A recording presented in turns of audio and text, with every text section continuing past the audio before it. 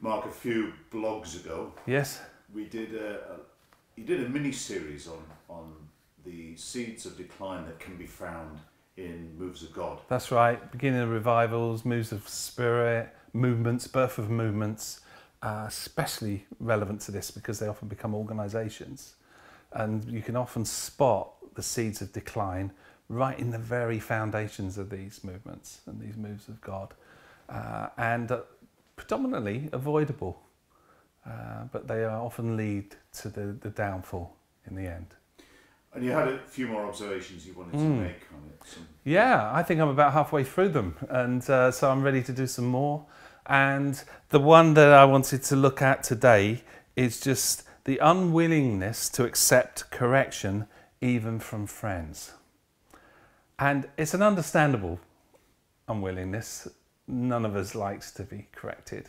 And I think when you're caught up in the euphoria of something new, correction can be very painful because it's also mixed in with a lot of people who are anti what you're doing.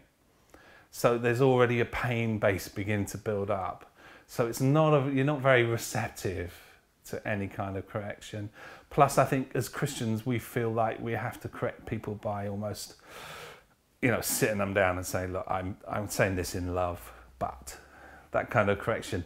Where I actually believe correction should be done by actually pitching in with someone and sharing in the risk with them, earning the right to influence, not just correcting from a distance. Do you understand what I mean? Yeah. So if they're doing some crazy stuff, doing something really stupid, and they're really criticised for it, you're prepared to stand with them and be criticised with them. I think that gives you the right then to influence.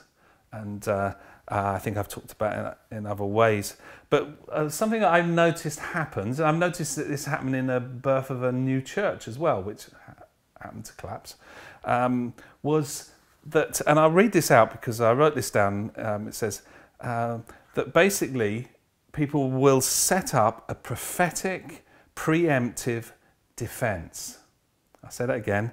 We'll set up a prophetic, preemptive defence.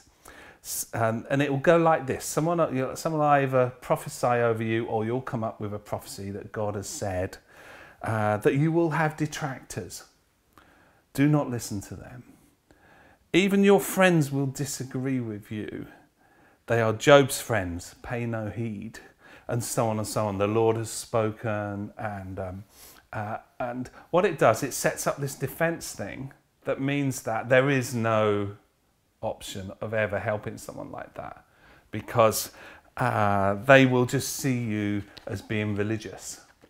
So the R word, the religious word, is used then as a defense mechanism.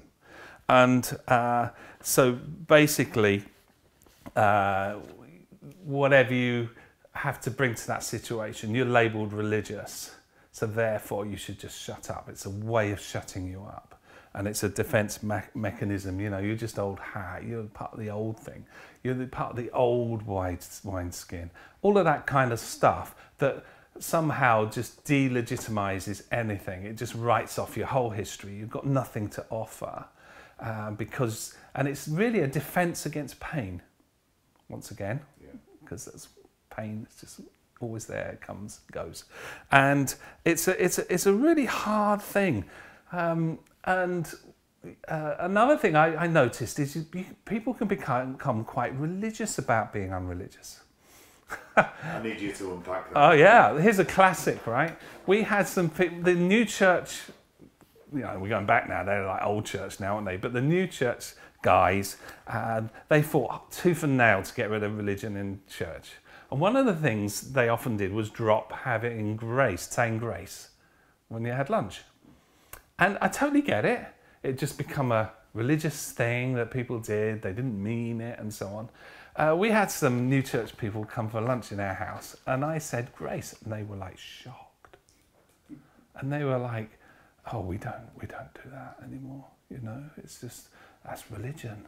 That's old hat.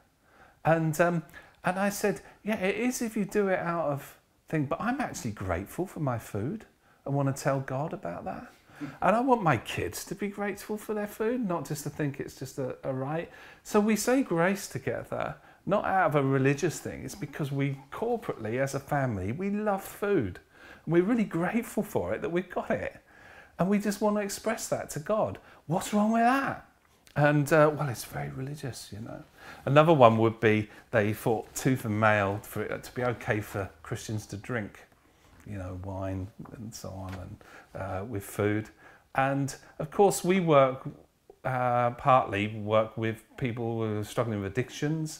Alcoholism, of course, is the biggest substance abuse in the UK. And it's you've got to watch that you don't become a stumbling block to these guys.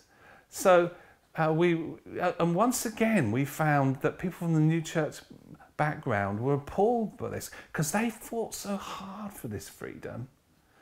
And but what they didn't realise is that freedom had now captured them. They were captured in freedom because they weren't free to give it up, to give booze up for the sake of others.